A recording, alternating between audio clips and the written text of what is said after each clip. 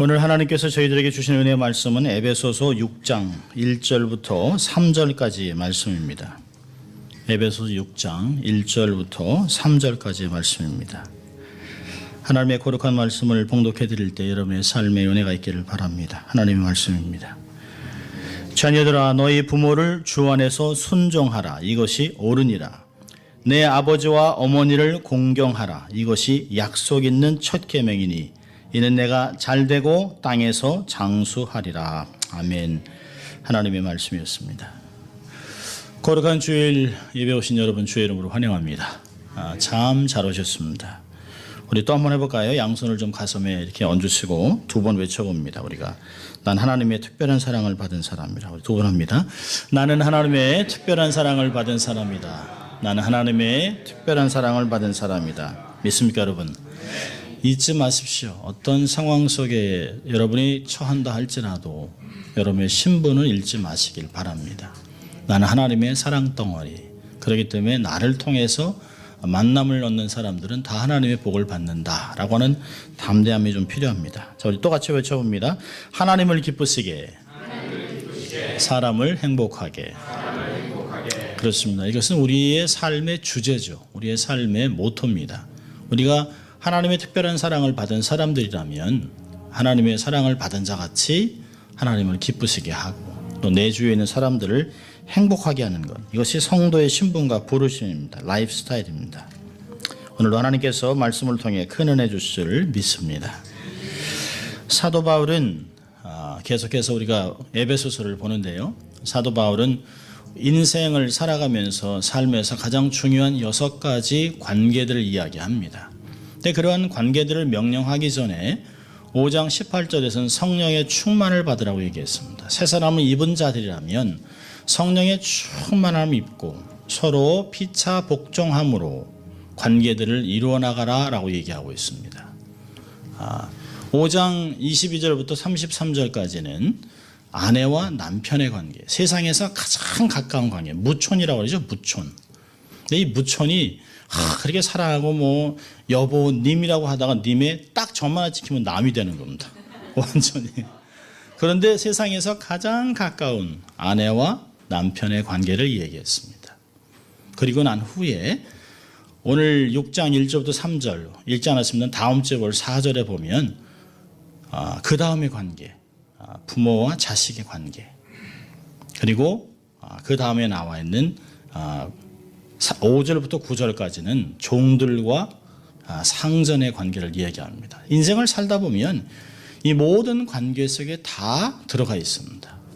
이런 관계들을 잘 승리하면 정말 하나님의 교회는 세워지고 또 이런 걸 통해서 하나님의 사람들이 전신갑주를 입고 하나님의 역사를 감당하는 건강한 교회, 가정, 개인이 될 것이라고 하는 것을 사도 바울에게 가르쳐주고 있는 내용들입니다. 자, 오늘 보면 6장 1절부터 3절까지 자녀들에게 얘기하고 있습니다. 자녀들아, 너희 부모를 주 안에서 순종하라. 이 구절은 어버이 주일에 주로 많이 설교되는 내용입니다. 또 이렇게 저희가 5월달이기 때문에 가정의 달이라 또 잘 맞아 떨어졌습니다. 이 말씀을 읽고 들을 때마다 아마 우리가 신앙생활을 하다 보면 셀 수 없이 들었을 것이에요.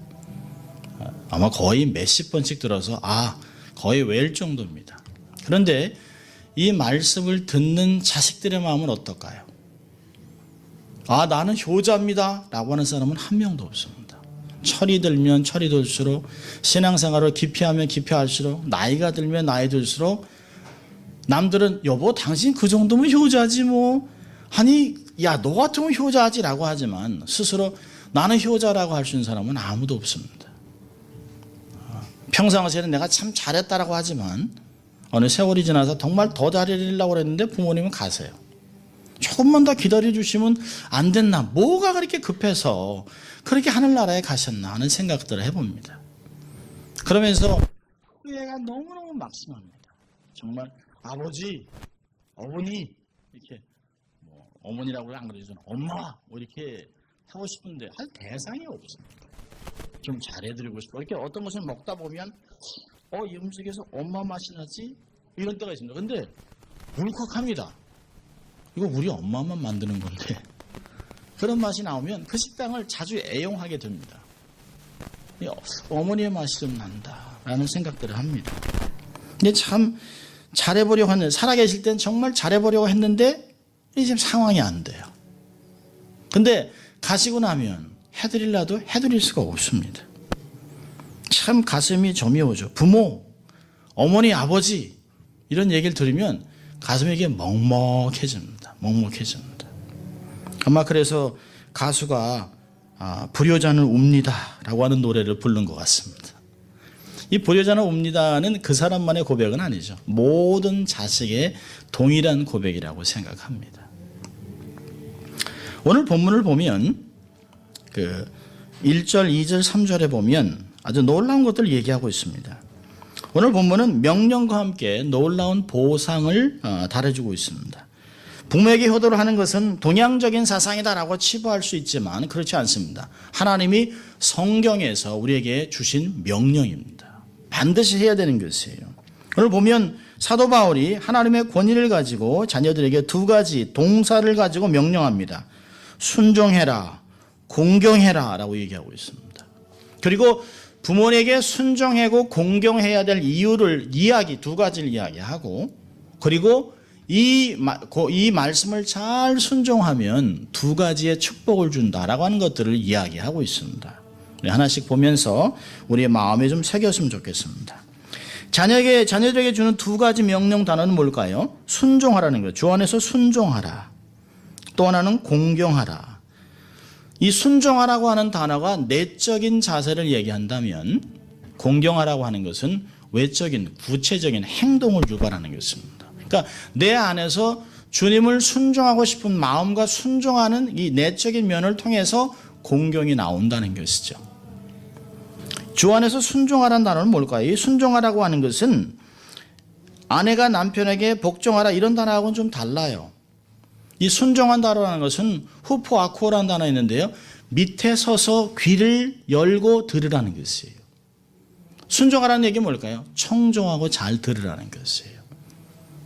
부모에게 순종하는 것은 말을 잘 들어드리는 것입니다.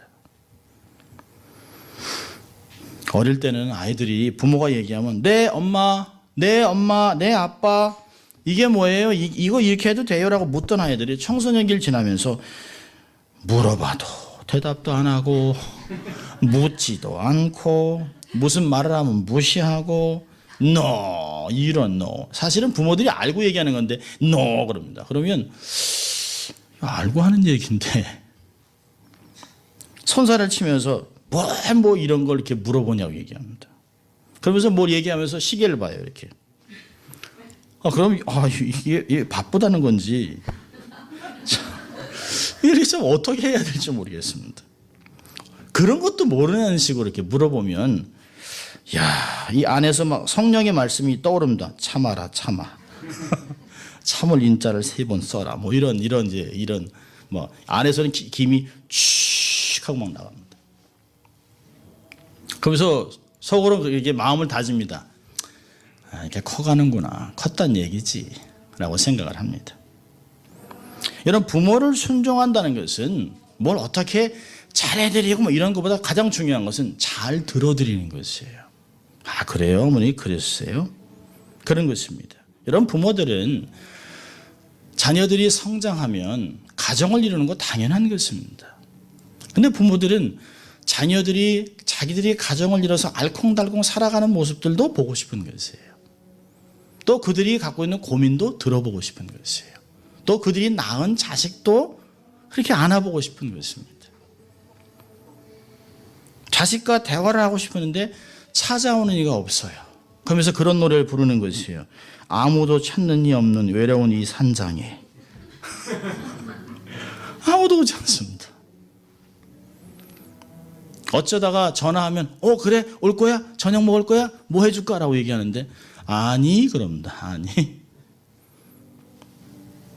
여러분, 부모를 사랑하고 존경한다면 양질의 대화를 하세요.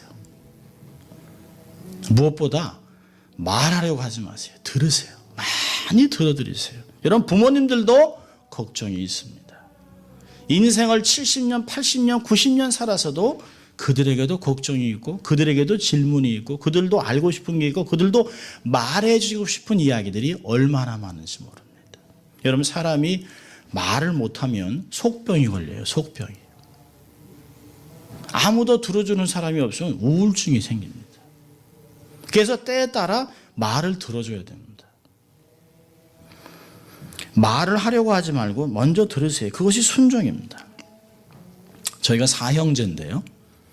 사형제인데 제가 늘 그럽니다. 형님이 참 효자예요. 형님이. 그런데 저희 형님은 부모님을 모시고 산 적이 거의 없습니다. 주로 제가 모시고 살았습니다. 그런데 저희가 형님을 보면서 야, 형님 참 효자라고 생각합니다. 제가 늘 그래요. 동생들한테. 야, 우리 3명 합쳐도 형한테 못 따라간다. 그럼 동생들이 왜 그러냐 그럽니다. 제가 가만히 살펴보면 저희 형님이 효자인 건 딱 한 가지예요. 잘 듣습니다. 한 번도 부모님한테 아니요 그런 얘기 안 합니다. 저는 까탈스럽게 아니 권사님이 그러시면 됩니까? 뭐 이렇게 얘기합니다.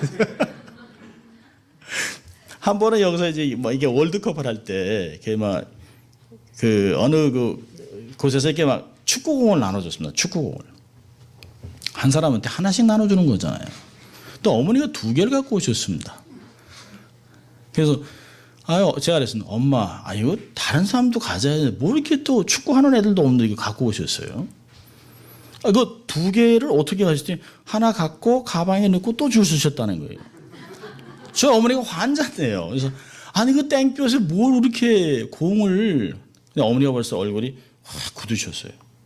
근데 저희 형이 옆에서 이거 엄마 시간 되면 하나라도 더 받아오시지 그러셨어요. 제가 형 보고 형 목사 맞아? 엄마 권사 맞아요? 이거 한 사람한테 하나씩 주는 거지. 근데 저희 어머니가 저희 형한테 딱 하더니 그치. 더 가져와야 되는 건데. 이게 손주가 몇 명인데. 저희 어머니가 왜 모르시겠어요. 한 사람이 하나씩 받는 거 왜 모르시겠어요. 그런데 손주들 위해서 이 특별한 공이니까 손주들 위해서 주고 싶은 거예요. 근데 저는 법으로 딱 거는 거예요. 법으로. 권사가 목사가 법대로 해야지. 그래서 저희 어머니가 그래요. 야, 나는 너하고 오래 살면 참 좋긴 한데 형만은 못한다. 형만. 그래서 제가 어머니 내가 형보다 못한 게 뭐였냐 했더니 내 형은 나한테 너같이 이렇게 대들지 않는다. 여러분, 부모들이 좋아하는 건 뭡니까? 들어드리는 거예요. 그리고 그러셨어요. 잘하셨어요. 그럼요. 필요하신 거 말씀하세요. 라고 이렇게 그분을 격려해드리고 칭찬해드리는 거예요. 잘하셨습니다. 그럼요. 맞죠. 아버님 얘기하신 게 맞죠. 라고 얘기를 해드리는 것입니다. 부모님께 말대꾸를 하지 않는 것, 토를 달지 않는 것, 그게 사랑이고 순종입니다. 이게 나이가 들면서 아는 것이에요. 자식들이 토를 달고 얘기할 때 야, 어떻게 너는 날 이렇게 똑 닮았냐라고 생각을 합니다. 자, 2번째로 주시는 명령은 내 부모를 공경하라라고 하는 단어입니다. 공경하라. 공경한다는 말은 명예를 지켜드린다. 부모를 부끄러워하지 않는다는 것입니다. 부모를 인정해드리는 것이에요. 내 부모가 잘할 때 공경해라 그러지 않습니다. 부모이기 때문에 아무 조건이 없습니다. 부모이기 때문에 공경해드려야 되는 것이에요. 구체적으로 사실 오늘날 부모 노릇을 제대로 못하기 때문에 참 공경하기가 매우 곤란한 부모들이 점점 늘어나고 있습니다. 사실입니다. 옛날보다 부모들의 권위가 땅에 떨어질 대로 떨어져 있습니다. 오늘 한국 고등학교에서 학생들에게 이게 질문한 건데요. 질문이 참 재밌습니다. 너의 아버지가 어느 때 가장 불쌍하다고 느껴지느냐? 이렇게 물어봤습니다. 그 결과가 재밌습니다. 첫째로 아버지가 엄마한테 야단 맞을 때 너무 불쌍하다는 거예요. 둘째는 아버지가 밤늦게 회사에서 돌아와 가방을 힘없이 내려놓고 방에 들어가 문을 닫고 흐느껴 오실 때. 세 번째는요. 아버지가 TV를 보다 갑자기 나가서 혼자서 복권을 맞춰보고 있을 때. 참 이 부모의 권위가 말이 아닙니다. 참 서글픕니다. 자, 아내들만 따라합시다. 이제부터는 따라하세요. 아내들. 이제부터는 남편을 야단치지 말자. 예, 특별히 자녀들 앞에서 야단치면 안 돼요. 그래서.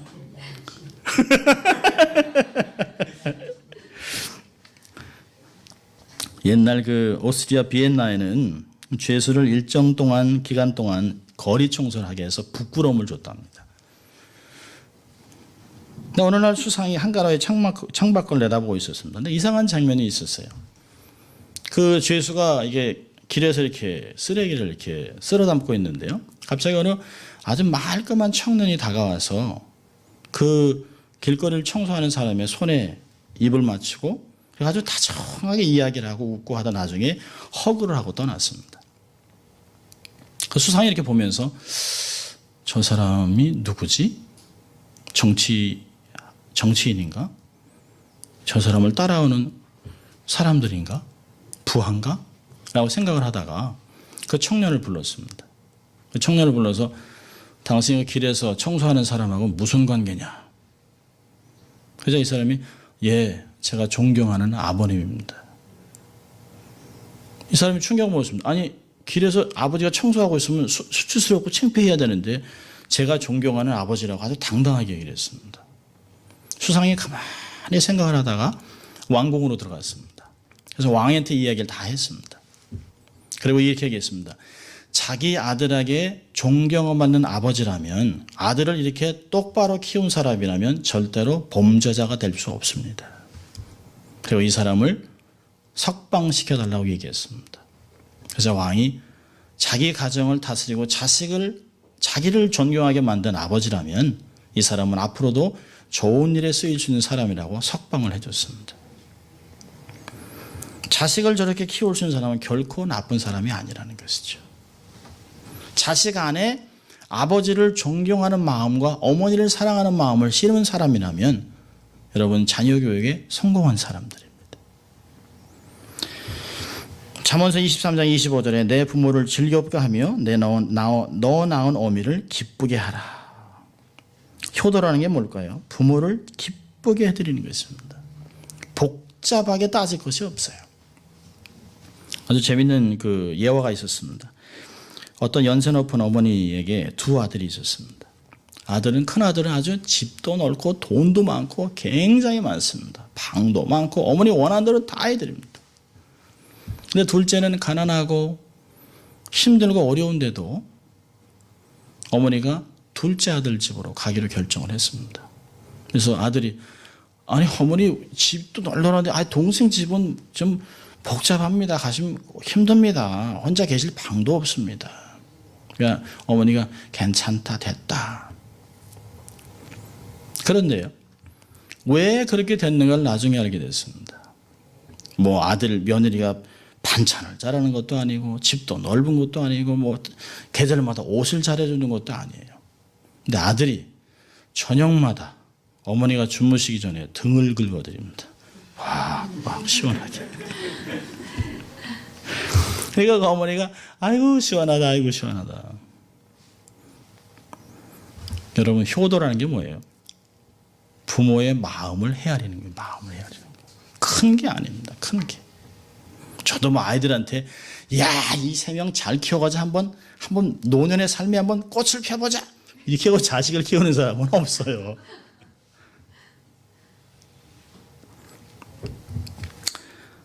자, 이렇게 순종하고 공경해야 될 이유가 뭡니까? 자, 1절에서 보니까 자녀들아 너희 부모를 주 안에서 순종하는 이것이 옳으니라. 부모를 존경하고 존중하고 순종하고 공경하는 것은 옳은 일입니다. 옳다는 말은 비카이온이라는 말인데 당연하다는 게 당연하다. 봄이 되고 꽃이 피는 건 당연한 것입니다. 겨울이 지나고 봄이 왔으면 꽃이 피는 건 그건 당연한 것이에요. 기적이 아니에요. 당연한 것이에요. 어떤 면에서는요. 효자상, 효녀상 사실 있을 필요가 없는 것이에요. 오죽하면 효자가 효녀가 없으니까 격려하기 위해서 그렇게 뽑습니까? 당연히 모든 자식들은 다 효자와 효녀가 되어야 되는 것이에요. 당연한 것입니다. 여러분 부모는 자식을 무조건적으로 사랑합니다. 아무 조건이 없어요. 그런 사랑을 받았기 때문에 부모를 존경하는 것, 순종하는 것 당연한 것이라는 것이. 옛날에 오래전에 읽었던 일인데요. 오래전에 사람을 죽이는 공장을 만들어 놓고 사람을 죽였던 막가파들이 있어요. 막가파. 사람을 죽여가지고 또 시체도 먹었답니다. 막 그러면서 완전 막가파예요. 그러니까 이들이 사실은 사형을 당해 죽었는데 형장에 가족, 형제 아무도 안 왔습니다. 그런데 유독히 어머니만 와서 쓸쓸하게 아들의 시체를 가져다가 땅에 묻었다는 것이에요. 남들은 다 죽일 놈이라고 얘기하고 뭐 이렇게 해도 어머니는 그 자식을 못 놓는 거예요. 어떤 면에서는 내가 잘 못 키웠기 때문이라고 하는 평생 마음에 소가리를 하다가 아픔을 갖고 죽게 됩니다. 이렇게 조건 없이 자식을 키운 부모에게 공경하는 건 당연한 것이에요. 여러분, 효자가 뭘까요? 효자가 연로하신 부모님을 내가 지기에 메고 있는 게 효자예요. 그게 얼마나 당연한 것입니까? 하나님이 옳다 그러셨어요. 하나님이 옳다. 이것이 옳다. 여러분, 하나님의 사람들이라면 옳은 일, 하나님이 옳다라고 하는 것 당연한 것 아니겠습니까? 하나님이 명령하신 걸 행하는 것 당연한 것이고 자신에게 조건 없는 사랑과 희생을 베푸는 부모님께 순종하는 건 당연한 것입니다. 여러분, 불효자를 천벌을 받을 놈이라고 그러잖아요. 그건 일리가 있는 거예요. 일리가 있는 거예요. Do the right thing. 옳은 일을 하십시오. 옳은 일을. 자, 두 번째로요. 부모에게 순종하고 공경해야 될 이유는 약속 있는 첫 계명입니다. 약속 있는 첫 계명이니라고 얘기합니다. 첫 계명이라는 뜻은 무슨 뜻일까요? 모세가 시내산에서 10계명을 받았습니다. 10계명 중에 1부터 4까지는 하나님을 향하는 것이에요. 그리고 5부터 10은 사람하고 관계입니다. 그런데 그 중에 첫 번째 사람하고 관계가 뭐예요? 내 부모를 존경하라, 공경하라는 뜻입니다. 첫 계명입니다.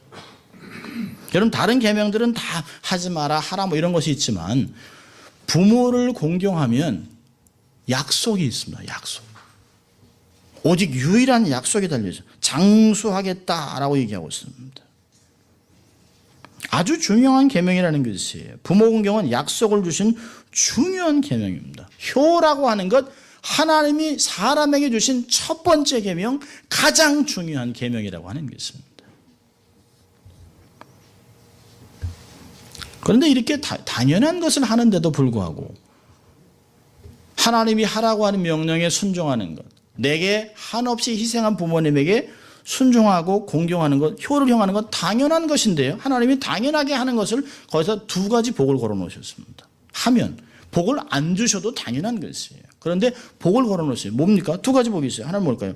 땅에서 잘 되고 내가 형통하고, 쉽게 뭐예요? 복을 받고, 둘째로는 장수한다라고 얘기했습니다. 형통의 복이 있습니다. 부모를 공경하면 내가 잘 되고 라고 하는 말씀으로 형통의 복을 받는 것이에요. 그 중에 아주 유명한 사람이 누굴까요? 이삭입니다. 이삭이 자기 아버지가 자기를 100살에 낳았습니다. 그리고 이 아이가 13살이나 17살, 아마 되게 17살이라고 얘기하는데 한 17살이 됐을 때면 장성했죠. 저희 아들이 18인데 제가 이렇게 밀면 안 밀립니다. 오히려 저를 확 밀어버립니다. 그렇게 건강해요. 건강한 아들인데 117세가 된 아버지가 그를 묶어서 번제로 드립니다. 하나님께서 창세기 22장에 아브라함에게 내 사랑하는 독자 이삭을 내게 번제로 바치라. 여러분, 늘상 평생을 제사를 드렸던, 번제를 드렸던 아브라함은 번제가 뭔지 금방 알아요. 번제는 뭘까요? 짐승의 각을 떠서, 완전히 각을 떠서 새까맣게 태우는 것이에요. 늘 양을 잡았던 아브라함에게 아들을 번제로 드리라는 것은 안에서 생각 어떨까요? 양이 확 아들로 바뀌는 그런 엄청난 충격이 있을 거 아니에요? 그런데 아무 거리낌이 없이 아들을 하나님께 바치기로 하고 사흘 길을 걸어가서 모리아산에서 아들을 묵습니다. 그 아들을 번제단에 올려놓고 칼로 찍으려고 합니다. 여러분, 이런 상태에서 그 아버지의 그 아들입니다. 아버지가 자기를 묶는데도 아무 소리 안 합니다. 아버지 망령 드셨어요? 왜 이러십니까? 아니, 관두에 확 밀면 넘어질 수 있지만 자기가 묶여서 가만히 있습니다. 죽으면 죽으리라. 하나님 명령에 아버지나 아들이나 똑같습니다. 똑같이 순종합니다. 근데 그 아들을 하나님께서 살리세요. 하나님께서 아브라함아 그 아들에게 손대지 마라. 내가 나를 경외함을 내가 알았다. 그리고 수양을 준비해 놓으셨어요. 어린 양을 준비해 놓으셨습니다. 6월절 어린 양. 우리를 위해서 십자가에 대주로 돌아가신 예수 그리스도의 그림자로 이 사건을 사용하시고 있습니다. 얼마나 놀라운지 몰라요. 하나님이 또 그를 인도하시고 축복하셔서 가뭄 중에서도 100배를 거두는 거부가 되게 하셨습니다. 창세기 26장 12절 13절을 보면 이삭이 그 땅에서 농사하여 그 해에 100배나 얻었고 여호와께서 복을 주심으로 그 사람이 창대하고 왕성하여 마침내 거부가 되었다. 요즘은 60대를 신장년이라고 얘기합니다. 노인이 아니에요. 신장년. 정의를 다시 내야 됩니다. 한 80이 되면 이제 노인에 가까워지는 거예요. 노인에. 그러니까 우리 권사님 같으면 이제 노인에 가까워지시고 계신 노인이 아니라 노인이 됐는데 세월이 그렇게 바뀌고 있습니다. 이게 오래 사시다 보니까 부모들 마음에는 그럽니다. 자식들한테 짐 되기도 싫고 그래서 자꾸 노년을 자꾸 준비합니다. 그래서 생명보험도 들고 뭐 장례보험도 들고 뭐 이렇게 해가지고 자식들한테 요만큼이라도 피해를 안 주려고 합니다. 그러면 그건 복이 아니에요. 자식이 부모에게 효도를 할 수 있도록 기회를 만들어 주셔야 됩니다.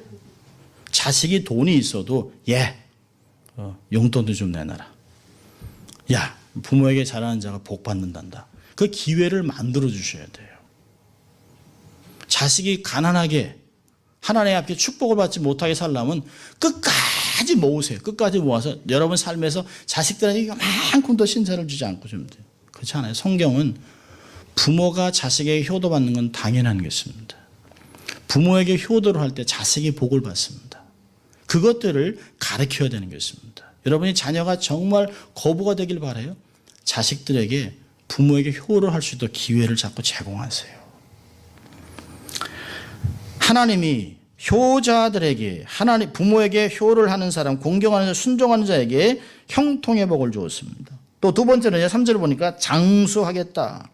출애굽기 20장 10절 보니까 내 부모를 공경하라. 그리하면 너의 하나님 나 여호와가 내게 준 땅에서 내 생명이 길리라.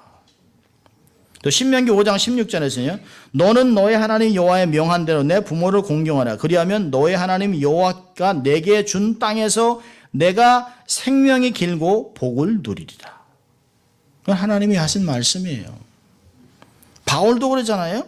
부모에게 효도하면 이 땅에서 오래 산다. 여러분, 이삭은 형통도 받았지만 자기 아비보다 더 오래 살았습니다. 180세까지 살았습니다. 예레미야 35장을 보면 레갑 족속이라는 사람이 나옵니다. 자, 예레미야 35장 5절을 제가 읽어드립니다. 5절부터 10절까지. 내가 레갑 족속 사람들 앞에 포도주가 가득한 사발과 잔을 놓고 마시라 권하매 그들이 가로되 우리는 포도주를 마시지 아니하겠노라.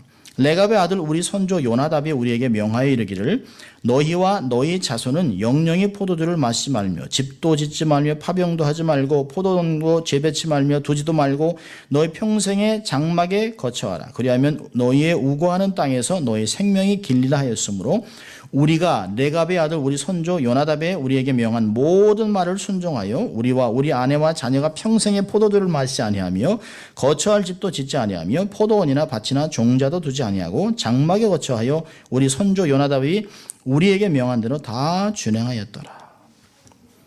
그럼 레갑 자손들에게 포도주를 마시라는 요청이 있는데요. 그 후손들이 제가 피곤해서 이러지 않았습니다. 포도주를 마시지 않는 이유는 선조가 부모들이 자기에게 명령했기 때문에 지켰다는 것이에요. 이 말에 예레미야가 뭐라고 합니까? 그들의 삶이 얼마나 복을 받았는지 18절 19절을 보면 예레미야가 레갑 족속에게 이르되 만군의 여호와 이스라엘 하나님이 이같이 말씀하셨다 라고 얘기하고 이렇게 얘기합니다. 너희가 너희 선조 요나답의 명령을 순종하여 그 모든 훈계를 지키며 그가 너에게 명한 것을 행하였도다. 그러므로 나 만군의 여호와 이스라엘 하나님이 이같이 말하노라. 레갑의 아들 요나답에게서 내 앞에 설 사람이 영원히 끊어지지 아니하리라. 대단한 걸 얘기한 것이죠. 부모의 말을 귀하게 여기고 내 삶에 이 땅에 두신 하나님을 대신하는 대리자가 내게 하신 명령을 하나님이 하신 것 같이 잘 듣고 순종하면 삶이 영원히 자손의 자기의 천대까지 복을 받겠다고 약속하신 것이에요. 자손이 잘 되고 삶이 축복받고 후손이 얼마나 보기에 아름다운 것인가 성경이 이야기하고 있는 것입니다. 성경이 가르쳐주는 것이에요. 성경이. 황성주 박사님이 한번 이런 글을 썼습니다. 효도와 장수의 관계. 제가 읽어드리겠습니다. 세상의 거대한 세파를 이겨낼 수 있는 강력한 방패, 부모와의 관계는 인간의 근원적 관계다. 이는 본래적이며 자연적이며 천부적인 관계다. 어떤 이데올로기도 어떤 상황도 이 관계의 끈을 끊을 수 없다. 부모와의 관계가 원만하면 항상 마음이 든든하다. 인간이 궁지에 몰리면 이른바 회귀 본능이 발동한다. 특히 어머니의 존재와 사랑은 어떤 스트레스도 이길 수 있는 힘을 공급한다. 이른바 어머니는 마음의 고향이며 피난처인 셈이다. 사회적으로 존경받으면서 장수한 분들의 경우 나이 든 노모를 모시고 사는 경우가 많다. 어머니의 존재가 상황을 변화시킨다. 효성이 지극한 삶이 자신의 몸을 함부로 굴릴 수 없게 한다. 효자는 부모의 충고를 무시하지 않는다. 건강의 차원에서도 노모의 잔소리는 숨겨진 지혜에 응집된 표현이다. 어머니의 존재가 건강의 영향권을 형성하고 있다. 효성이 지극한 자식을 둔 부모는 오래 살 수밖에 없고 장수하는 부모는 자식의 건강에 선한 영향을 주게 되기 때문이다. 대대로 장수하는 집안일수록 명문일수록 유난히 효자 효녀가 많은 것은 우연이 아니다. 효자는 항상 부모에게 감사하는 마음으로 살아간다. 풍요롭고 따뜻한 마음으로 부모를 생각할 때마다 생체 기능이 활성화되고 감동의 셈인 엔돌핀이 형성된다. 효자는 시간이 갈수록 면역 기능이 증대되고 질병이나 스트레스에 대한 저항력이 높아질 수밖에 없다. 반면 현재 부모와 불편한 관계에 있거나 크게 불효했던 사람은 부모를 생각할 때마다 마음이 아프고 큰 스트레스로 작용한다. 관계의 근원이 흔들리고 있으니 모든 일이 잘 풀릴 수가 없다. 불효자는 세상의 거대한 세표를 이겨낼 수 있는 강력한 방패 하나를 잃어버린 셈이다. 효와 건강은 전염된다. 효로 효를 가르친다는 말이 맞다. 효자가 효자를 낳는다. 효녀가 효녀를 낳는다. 효자 효녀를 둔 공경받는 부모는 건강할 수밖에 없다. 건강은 강한 전염성을 가지고 있다. 고로 부모의 건강이 고스란히 자녀에게 전달되어 효자는 장수할 수밖에 없다. 이건 건강 중에서 의사가 얘기하는 거예요. 의사가. 얼마나 놀랍습니까? 근데 중요한 것은 효도는 때를 놓치면 안 됩니다. 때를 놓치면. 부모님이 언제까지나 살아갈 것이 아니기 때문입니다. 돌아가시게 되면 얼마나 후회하는지 몰라요. 참 희한하죠. 잘해드린 것은 하나도 기억이 안 납니다. 제가 그래도 효자라고 하는 얘기를 들었는데 하나도 잘해준 게 기억이 안 나요. 그냥 까탈스럽게 엄마한테 어머니 권사님 맞아요? 뭐 이렇게 이런 것만 기억납니다. 송강청초는 이런 말했습니다. 어버이 살아계실 때 섬기기를 다하여라. 한 번 가신 뒤에 애달프다 어이하리.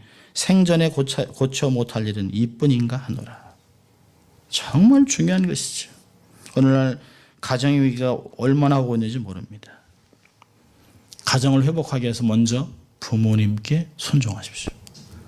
부모님을 정성껏 공경하십시오. 그것이 다음 세대의 본이 되게 하십시오. 그렇게 되면 그 세대가 다음 세대를 축복하고 천대까지 복을 받는 것이 됩니다. 부모님이 안 계시면 집안 어른들. 그래서 작은 아버지라고 하지 않습니까? 작은 어머니. 우리 부모님이 돌아가시면 그 아버지의 어린 동생, 그렇죠? 뭐 고모, 이모, 또 우리 안에 있는 세 분의 권사님, 이런 분들이 우리의 어머님들이 되는 것입니다. 아이들이 부모가 효도하는 걸 봐야 효도를 배우는 것입니다. 오늘 주신 말씀을 마음에 새기면서 실천에 옮겨서 하나님께 영광을 돌리는 약속된 축복을 받을 수 있길 바랍니다. 혹시 우리 이거 볼 수 있을까요? 준비됐나요? 이게 그 가요입니다만은 여러분이 이게 가사를 이렇게 음미하면서 좀 들어볼 수 있으면 좋겠습니다. 김진호의 가족 사진.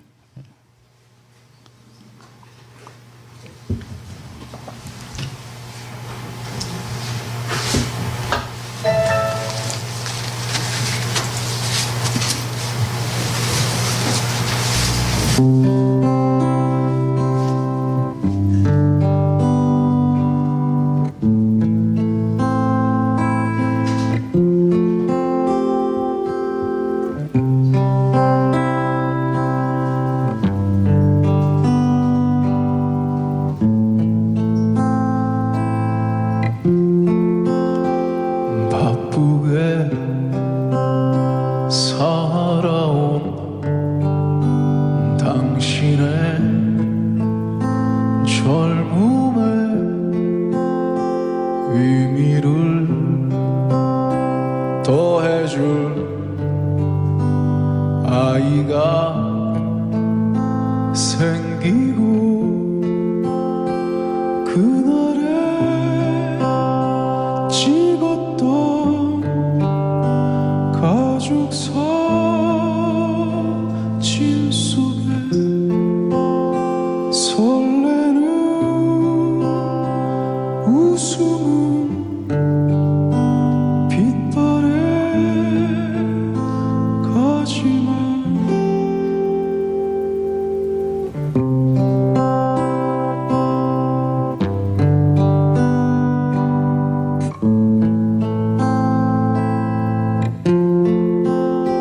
어른이 되어서 현실에 던져진 나는 철이 없는 아들, 딸이 되어서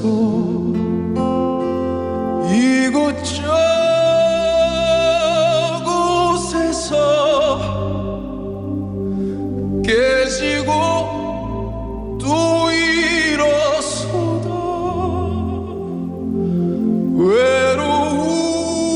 외로운 어느 날 꺼내본 사진 속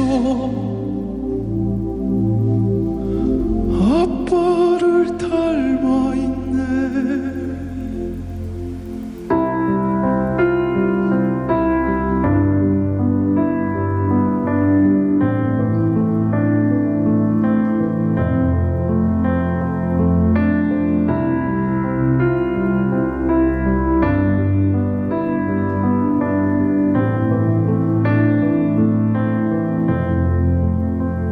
내 젊음 어느새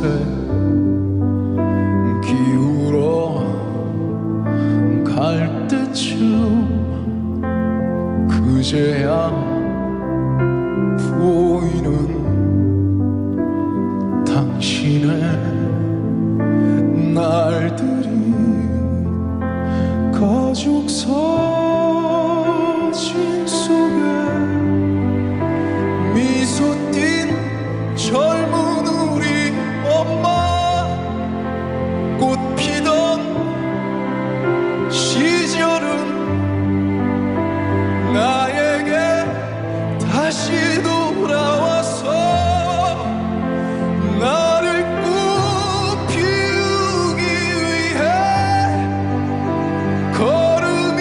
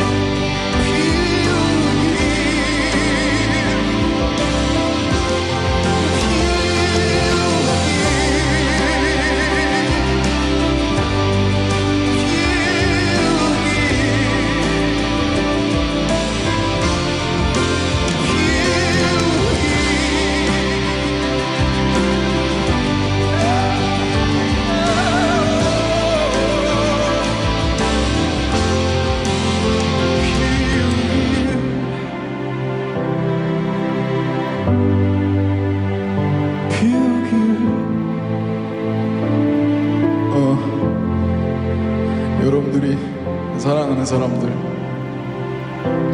웃음꽃 피울 수 있는 지금을 사실 수 있는 지혜가 늘 함께 하기를 바라겠습니다. 감사합니다.